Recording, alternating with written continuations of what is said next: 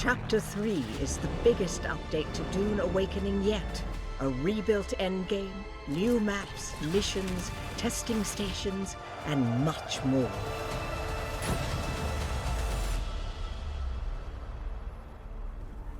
Choose among the great houses and take on Landsraad missions that will further your specialization as a crafter, gatherer, explorer, fighter, or saboteur.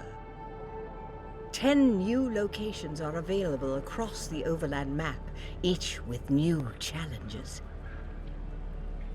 These include 5 new Imperial testing stations with scalable difficulty and rewards.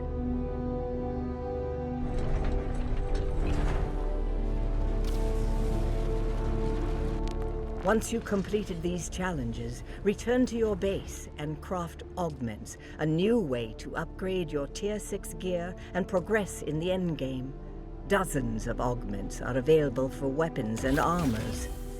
Speaking of weapons, new dual blades provide a unique way to approach melee. The Rapier, reborn, turns attack into defense in a single fluid motion. And from afar, the pie rocket smokes out those who think they can hide.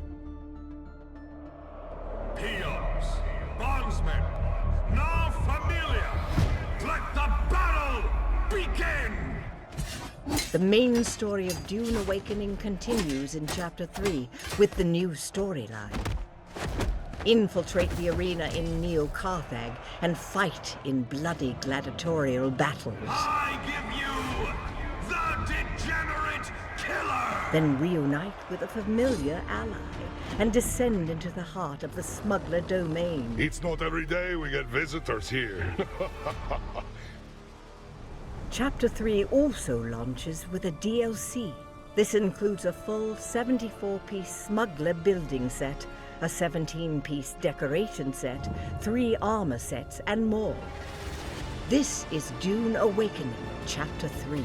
A rebuilt endgame, deeper systems, new missions, new weapons, and new ways to define your role.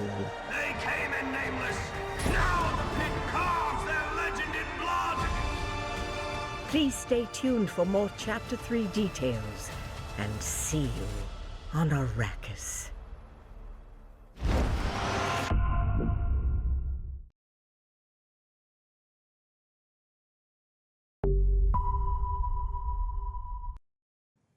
So as you probably saw, there's a lot of things in that trailer and there's a lot of things to go through, and we are going into the first segment which talks about our Revamp Endgame, and I have 2 very exciting guests with me to talk about that. Let's do a round of introduction. Yes. Hello, my name is Ola Andreas. I'm production director on Dune Awakening. Hi, I'm Viljar Sommerbach. I'm the game director on Dune Awakening. And he's our VIP today. That's the reason he has like his own proper microphone. Oh, actually, all right. My microphone doesn't work, so I'll have to use this.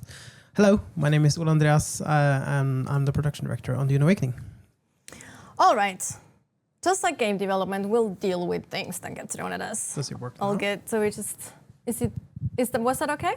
Does it work all good? now? I really cannot check right now, so. Okay. Oh, okay. So chat, let us know if you could hear both of them. If it doesn't. Okay, all good. Okay. Perfect. All right. So, Endgame Revamp. As I mentioned, like, Chapter 3 is really done with player feedback in mind, which also means we did actually revamp a lot of systems and mechanics that go into, or we actually added system and mechanics that go into progression and kind of customization for your character as well, for different playstyles and such. And while these systems are all new, one thing that is still there is the Landsraad, but it has changed a little bit. It's still there to deliver content to our players, but tell us more, Ole Andreas. Yeah, sure. All right, so when we launched the game, our intention was always for the Landsraad to be an activity driver. That's always been the the design intention behind it. So basically what we've done with Chapter 3 is we've built on top of that. So we've taken the Landsraad and we've created a bunch of new activities for the players to do. I think we should actually have an example of that too, if I remember correctly. But yeah, maybe we'll get something on screen. But yeah, so basically what you're going to do, as soon as you reach faction rank 5 on either of the factions, with the Landsraad now, you will have a new menu. Oh, look at that. Some nice little emote. Camille is taking a nice bow. Love it. There we go. Yeah, so here you see the Landsraad menu. It's pretty much exactly how you remembered it.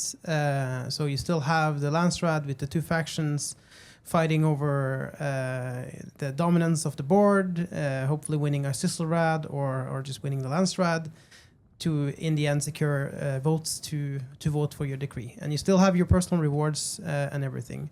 But there is a change to it. So now Camille basically just clicked one of those tiles to want to do a mission. And now you're basically selecting a mission to support that house. So House Mauritani, which is selected here. So as Camille just did, he went to go and show more about that mission. And basically now you're in the brand new menu, the Landsraad mission menu.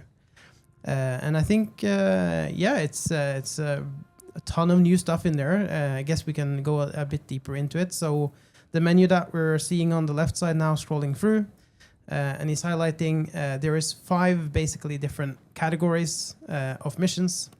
You have the one called Subtlety, which might be renamed to Sabotage, and then you have Gathering, Crafting, Combat, and Exploration. And then we'll come back to those, but those different categories represents different specialization progression paths that you as a character, or you as a player and as a character, can progress through. So you'll be able to specialize and evolve your character into either of those. I was just looking at Ignacy on the side here. Yeah, so you can see Camille here has 2 missions accepted already. There's room for 3. That you can have accepted at one time, and you can also see there the different rewards and the description for that mission. So yeah, the team's been hard at work building out cool missions for you guys to go and explore, and these missions will take you to new locations, as well as some of them taking you to Haga Basin or existing locations. But yeah, now we're seeing Camille basically accepting that mission, and then once you accept it, you have to also select which house you want to represent while doing it. And this will then go back to the voting power and basically winning the Landsraad when you finish the missions. So yeah, and then I guess we can go a little bit further into the rewards. So as you see there on the left side, there is a reward section. This is rewards that you will get just by completing the missions. So you can see here 6,000 Solari, 350 XP, and then 1,000 Landsraad contribution points. Those we will come back to as well at a later point. And then you have something unique on the right-hand side here, which is what we currently call bonus rewards, which are limited by a currency, I guess, a credit that you can see at the bottom there, which is 5 mnemonic recollection points. And you have 5 of these to start with, and then you get 5 every day, up to a max cap of 35. And then for those, you will get some nice bonus rewards. And then I can basically go into the top one, which is Combat XP, and that will flow back into the specialization loop, which we'll go back to. House Grip, which is a currency you can use to buy off-world components for, which will then basically tie into the crafting later. And then you will gain faction standing, which now is important because we've increased the faction rank from 5 to 20. Yes. Yes. Talk a bit more about that as well. I'll just mention one thing. It's that you can do 5 of these per day, and Ola said 35, but that's 35 per week, basically, that you can do. So, yeah. Also, you see that it says combat XP there because we actually did choose a combat mission, and you get experience according to the different section that you choose, like crafting. Or, yeah, now it says crafting and sabotage experience, of course. So going into that whole thing of, so you can actually choose something that you like doing, like your play style, right? So you're not forced to do combat if you don't like combat. You're not forced to do crafting if you're really not a crafter, and so on. So more specialized in that sense. Yep. And I think you mentioned it earlier. For us, this is a foundation that we've laid now, and we want to build on top of. So we want to hear and see what the players enjoy playing, and then we can see how we can expand upon that with further missions and further locations to do that. Yeah. I do want to mention something. So you see this is a separate menu, a separate tab. Of course, you can come at this from either angle if you wanted to. So if you wanted to go there from the Landsraad menu and select which house you want to represent, because now you want to continue fighting for a sizzle rod that your faction is about to capture, then obviously you can go there and specifically choose that tile. Or you might be more in the mood for a certain type of activity, and then you wanna maybe go here and select from the type of activity you wanna do. All right, I think, should we just jump into a mission? Should we follow Camille and see what the mission can look like?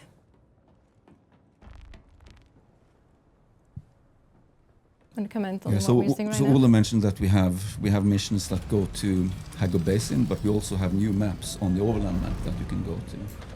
They're both outside maps, and we also have dungeons that you can go to there. Do you want to comment on the ornithopter? Yeah. I just wanted to comment because it's really cool. Some people might have already noticed it in chat. The nice little ornithopter that Camille is flying here is one of it's the new ornithopter skin. You can go and have a look at it from the outside. Looks really dope. It's the smuggler one, and you'll be able to buy it from a vendor in the world. So it's not part of the paid DLC. This is actually part of the free content. Free part, yes. And you can also see Camille's base here, built using the awesome Observer building set. Looks really nice. The bigger doors. Yes. The really big doors. Wow, it's the garage where you can doors. actually fit your buggy through. Also a part of Chapter 3, we have garage doors. Yes. You can finally go in, it's a 3x2. You can finally go and drive your vehicles through a garage door. And they'll be coming in the different factions variants as well. There we go. All right. And, you can also see the buggy variant of the smugglers. Yeah, sorry, I was Camille was lightly hinting at it, but yeah, it's really really cool. Okay, now we're going back into the ornithopter, and we are going to join a lot of those missions to see what that looks like. So yeah, as Camille is flying out to go and get that mission. We'll see some exciting new changes on the Overland as well. I don't know if you are able to see it as well, but there's some nice little new streaks on the wings of the ornithopters when they glide. Really love them. The air. Yeah. I think it adds. I don't know what is it officially called. Maybe someone in chat knows what they're officially called. I think there's an official name for them. But I don't know what. Adds a bit of flair. I like it. Absolutely. Very nice.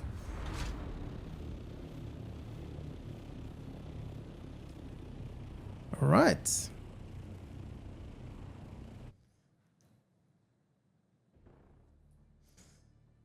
So welcome to the Overland map again. I guess we can comment a little bit about that as well. Do you want to comment on it? I just wanted to mention that Camille had a mission selected when it went in here, and it actually auto-selected the map marker for it, so that the map direction, so he can actually follow it without wandering across the entire map. So it's a small quality of life thing that I think is good. Yeah. And I think a few of the cool changes you'll see to the Overland map. It looks very different. It has a bit more of a visual flair to it. It's Also, a big change that we did was that we removed the water and the fuel loops, so you don't have those survival elements on the Overland map anymore. It does feel like a cleaner experience right now, and a ton of new locations have been added to the Overland map. So now you even have categories in terms of which locations you can go to. So you can see here the different story missions, and then you'll see the different locations that we are adding in Chapter 3 as part of the Landsraad missions. And then lastly, you have a tab for the 5 new testing stations, in which I think we'll have a deeper look at one of them later. Yes, and then one of the next segments. Not 1, not 2, not 3, not 4, but 5 new Yes. testing stations. But yeah, it's really cool to see everything come together. The team has been doing an amazing job. Absolutely, shout out to everyone working on Dune Awakening. Absolutely amazing work. Maybe you want to comment a Throughout little bit all on the the mission, teams. Vilej? Which mission was this? So just mention, like, if you saw the ornithopter there behind us, that's actually the exit point. I just wanted to mention that because you can leave the map directly like that if you wanted to.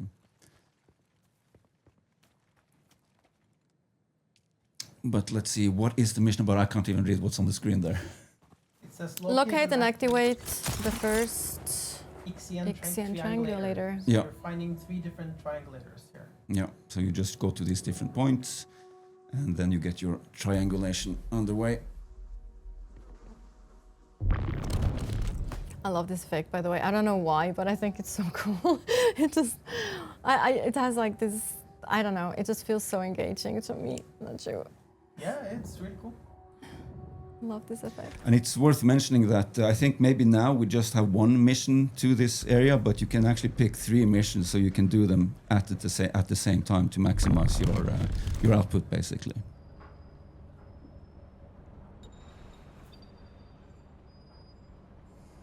I see that Camille has not mastered hydration loop. Oh, sticking to the shadows. Oh.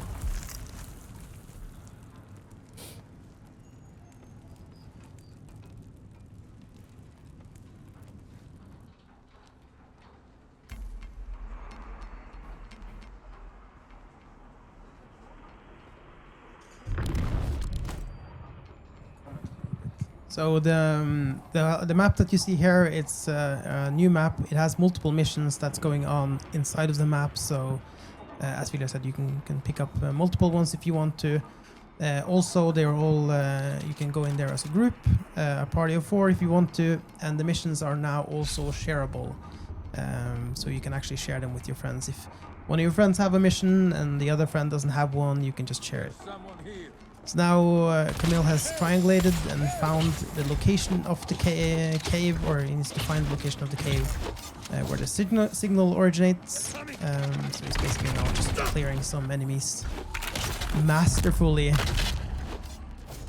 with his Indeed. sword.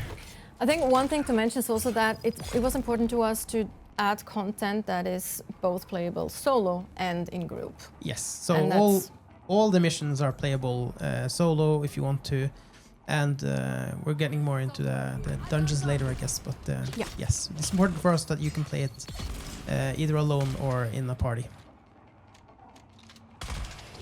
Yeah, there's some enemy activity down here needing to clear. And you've located the Blushing Cavern, which is probably one of my favorite location names in our game. I was thinking the same earlier. It had an internal name before, which was definitely not as cool as this. Can you mention it? You shouldn't. No, Was it it like was some- a very boring Okay. internal development All right, name. I So see, I see. I'm glad we got a narrative pass on it. The writing team Yeah, prettified it. keeping it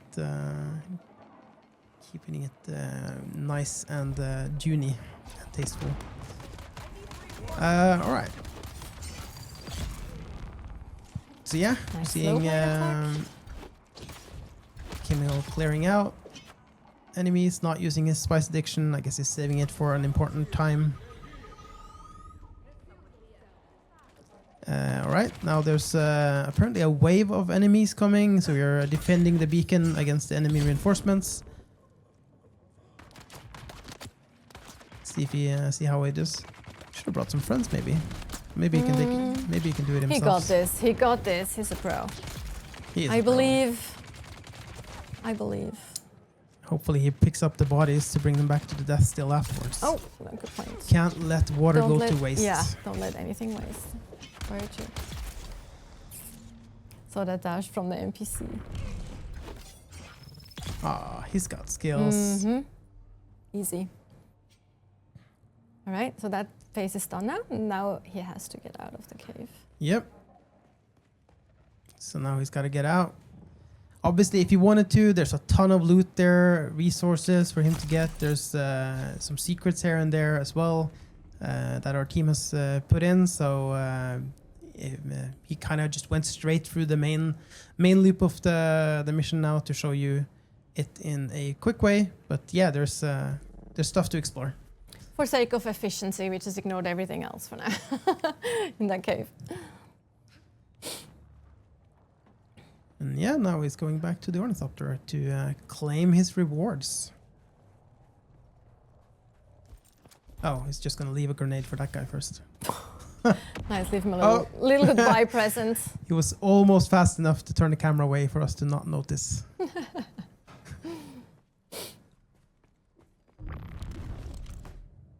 All right, need charge all the way. That's how I do it too. Still. We have some good traversal abilities. Need charge and Shigawari is biometrics. Telemetry is one of the most used abilities when we do traversal. So non-combat abilities for sure. Yeah. All right, now he reached back to the exit so he can view the mission report from here, get all of the info about his rewards, and then he can claim it basically directly from here. Maybe you want to talk a little bit about this, Viljar? About the rewards. Yeah.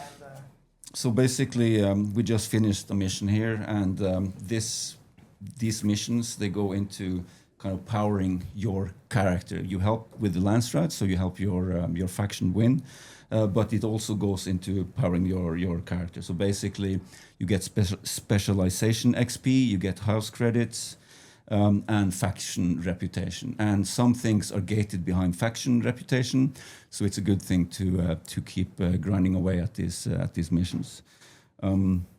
Yeah, so the specialization XP, it unlocks traits so that you can eventually apply augmentations to items.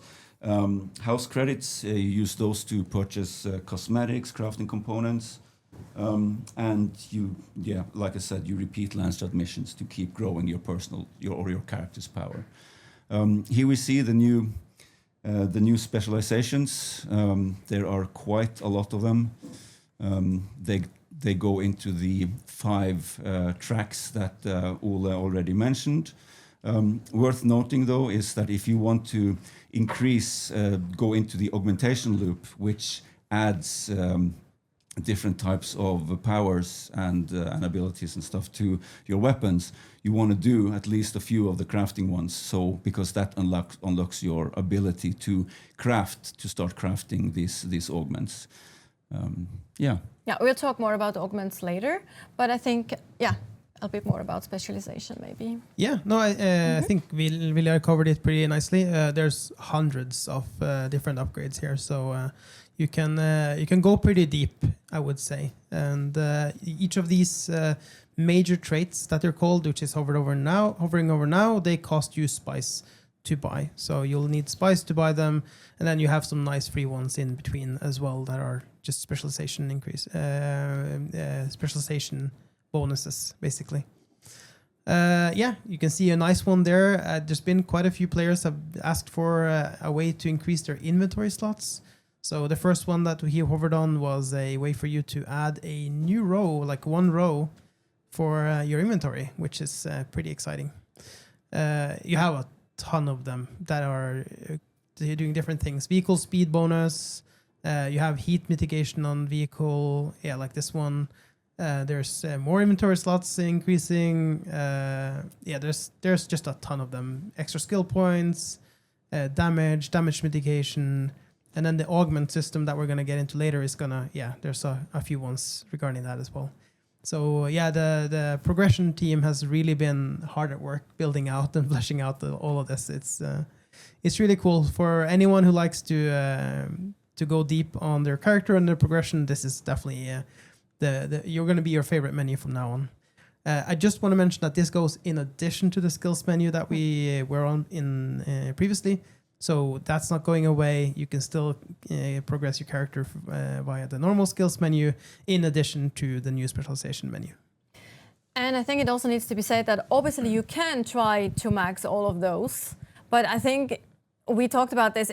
It might actually take like a year if you really want it, because it takes a while to really. So which I am personally very excited about, because I like feel special. You know, I like to kind of like, oh, I am one of those people who can really do this particular thing because I maxed out that specific line or tree in this case, right? So that is definitely an option now. You can become, especially later when we talk about augments, so you can be very specialized in that particularly.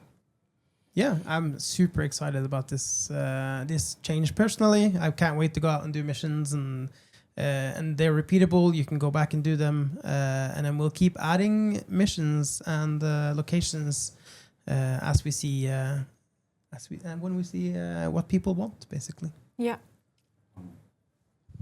Do we want to talk about what happens at level 19 on the faction ranking? We can, Yeah, absolutely. So basically, when you get to level 19, depending on the faction that you're with, you'll get a new special mission to kind of take you over to faction ranking 20. It's quite relatively involved mission with a lot of cool things and stories. So you get to delve deeper into factions and your faction, and meet some important people from Dune lore, basically. Exciting. Definitely for the people who know the lore well. It's like meeting more people from the books and such is always exciting. Alrighty. I think we do have, that was it for this segment. So we go over to the Q&A now. So we'll see if we have, oh, actually, no, yes, I almost forgot. We actually do have an example of the different missions, what they can look like as well. Maybe one of you wants to comment on that. So that's basically the smuggler's run, where you have a race-like thing where you go and it's not triangulation. I don't remember exactly what we called it, but in that neighborhood, basically. So you have a certain amount of time to clear it. And then there's a personal best as well. You can beat your personal best. Yes, you can of course beat your personal best if you remember. So I think it's the map best as well. Yeah. This is the Broodworks. The Broodworks. Yeah, the Broodworks is a fortress that you need to basically, what's it called? Not intrude, but infiltrate? Like infiltrate is the word I was looking for. So you can see here, it's like more like an infiltration mission type map. It's stealth, really cool. A stealth map, kind of. Yeah, but there's tons of combat in it as well. Lots of cool locations, camps, and different things for you to explore and do. I really like this map, actually. It's really cool. It looks great. Got some verticality to it as well with the different heights of that. And then now you're looking at the Blushing Cavern again, which has this nice little cavern area as well, with some earthrite crystals in it as well. Super exciting. Got Wreck of the Tyke, which is also another map, a radioactive shipwreck that's crash landed that you need to go and explore, find some cool stuff in it, figure out what happened, maybe. And there's some, you better bring your radiation suit there. It definitely looks very green and very toxic in there, radiation-wise. I think when we just talked about shipwreck there, the Overland map also has now all the location that you can actually replay too. Yes, right? Yes, you can go back there and replay it. Some of them will require you to have a Landsraad mission active to be able to go there, while other locations you can go and replay as much as you want, and they're built for it as well. All right. Great. So now, while we collect a few questions from chat, so I'm just going to check There we go. Fantastic. We already have some questions ready here. So I was going to ask you about your favorite specialization and things, but we already have questions ready, so that's perfect as well. So I'm just going to butcher. I apologize beforehand, Chad, if I butcher your name. It's always a bit tricky. Alaskan Kare 911 asks on Twitch. So if you are tier 2, you can still do Landsraad as you currently do. These missions are open after level 5? Correct. All right, there's your answer. You want to add? You have to be faction rank 5, right? Because before you can do them, actually. The missions. Yeah. So you have to okay. you have to have engaged in the faction loop before then. And when you faction rank 5, which I think is currently the maximum, then you get actually another mission that gets you started into this Landsraad loop, basically. All right, so there you go. Then we have another question from Bueno Flex over on YouTube. Is the progress for you only or progress for guilds too in regards to the Landsraad? This is only for you as a character, basically. But like by doing this, you obviously help your guild and your factions as well. I will mention one thing though, that if you go down the crafting specializations, it's very smart for at least someone in the guild to have done that, because that means that you'll be able to craft all of the different things or the augments for all the different types of weapons and armors and like that. So if you just do the first step, you can craft like I think it's for one particular weapon, but then you expand and you'll be able to craft for a lot of things later on. So having someone on the guild who can do that will help the entire guild. So in an indirect way, I guess it's for guilds as well. It's like the old part of the Landsraad that we had before is still there as well, where you actually fight for your faction, and then you have the other thing on top of that for you personally. All right, the real Bajich, I think, on Twitch over asks, 3 missions a week or 3 missions repeatable during the whole week? So you can do 5 of these. You can have 3 missions at the same time, but you can do 5 of them each day, and then during a week you can do a total of 35. Well, sorry. You can do as many as you want, but you can only get the bonus rewards for up to 5 a day, basically. Based on the mnemonic coin thing. Mnemonic recollection. Yes, yeah, exactly. Dune lore. Yeah. Thank you, Joel.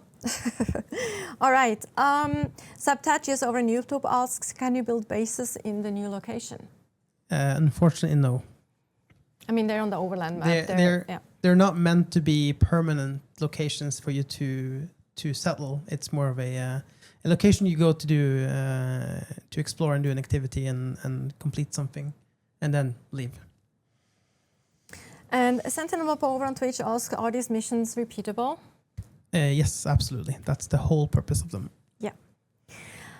Light of Zion on Twitch, what happens if you bring another vehicle tethered to your carrier ornithopter to this location, Blushing Cavern? So when you enter, for example, the Blushing Cavern, what actually happens is similar to when you're going to a social hub.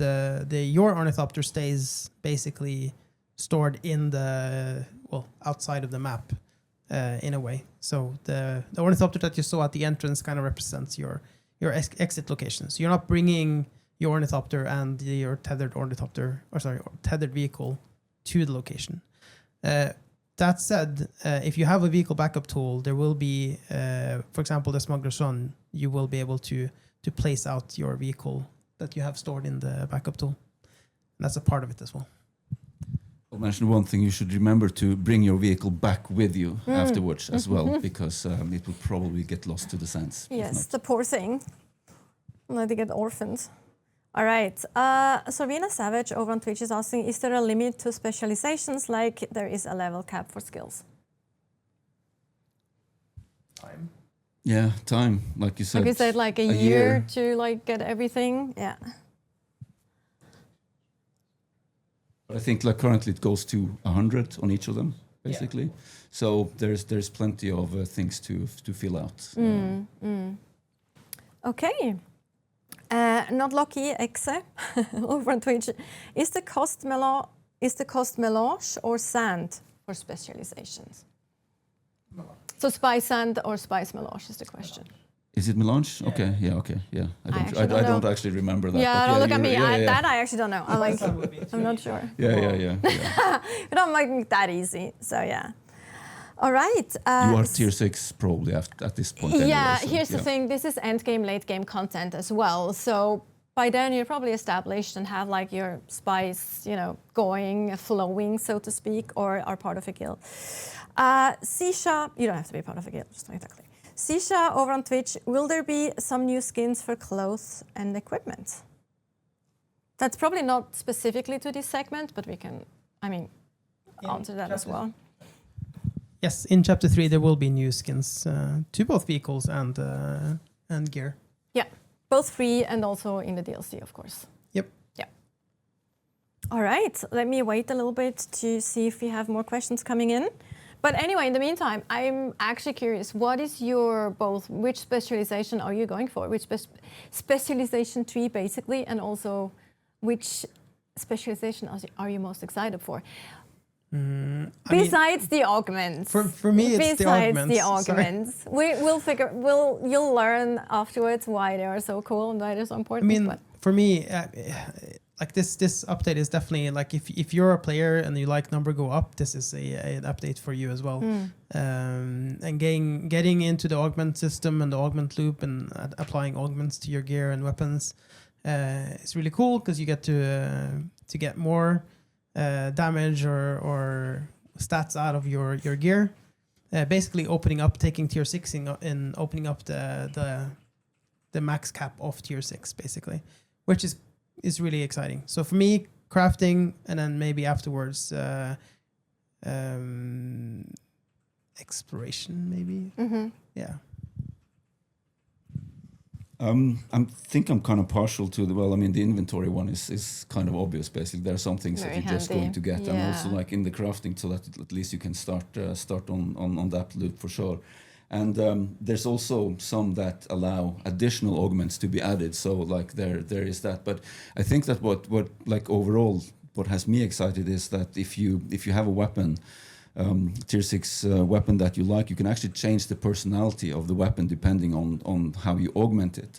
So you can have something that fires maybe, continuous shots, then you can give it burst fire and you can have it be more controlled. And it's like we have weapons that have these aspects in the game, but now you can take one that you like and actually tweak it to the way that you want it to play like. So I think that's pretty cool actually.